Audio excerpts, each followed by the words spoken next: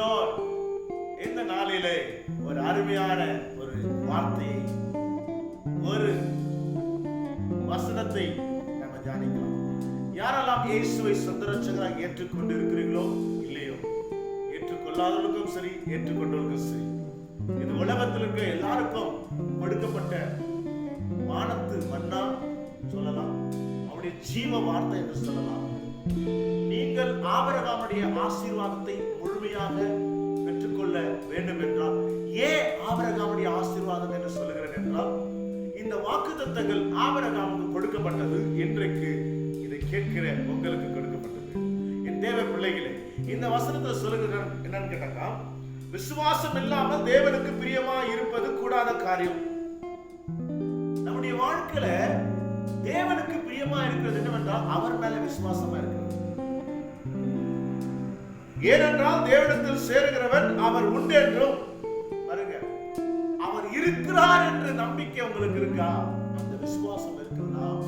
அவர் உயிருள்ள தேவன், அவர் காண்கிற தேவன், நோடு சஞ்சரிக்கிற தேவன். எந்த காரியம் இருந்தாலும் சரி, அவரை முன்னால வைங்க. பிரச்சனையில முன்னால வைங்க. எல்லா விஷயங்களிலும் அவரை வைங்க.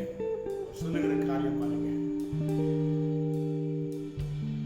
அவர் தம்மை தேடுகிறவர்களுக்கு பலன் அளிக்கிறவர் என்றும் விசுவாசிக்க வேண்டுமா?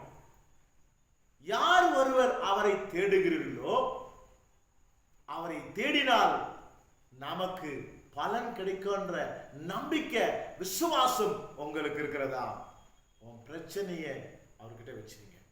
வியாதியா, கடன் பிரச்சனையா, குடும்ப பிரச்சனையா, எப்பேற்பட்ட பிரச்சனை இருந்தாலும் சரி, இந்த வார்த்தை சொன்னவர் உயிரோடு இருக்கிறார். அவர் உன் பிரச்சனை மத்தியில் இருக்கிறார்.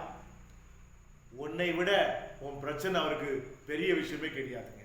நம்மை விட பிரச்சனை பெரிய விஷயமே கிடையாது. அவர் நம்ம நேசிக்கிறார். அவரை தேடுங்க. அவர் மேல விசுவாசமா இருங்க. அவர்கிட்ட ஒப்படைத்தா அவர் கொடுப்பார் என்ற நம்பிக்கை வைத்துக் கொள்ளுங்க. தேவன் மறு உத்தரவு கொடுத்து செய்து முடிப்பார். உங்க பிரச்சனைகளை அவரிடத்துல ஒப்புடுங்க. கர்த்தர் இந்த நாளை உங்களை ஆசீர்வதிப்பாராக. God bless you.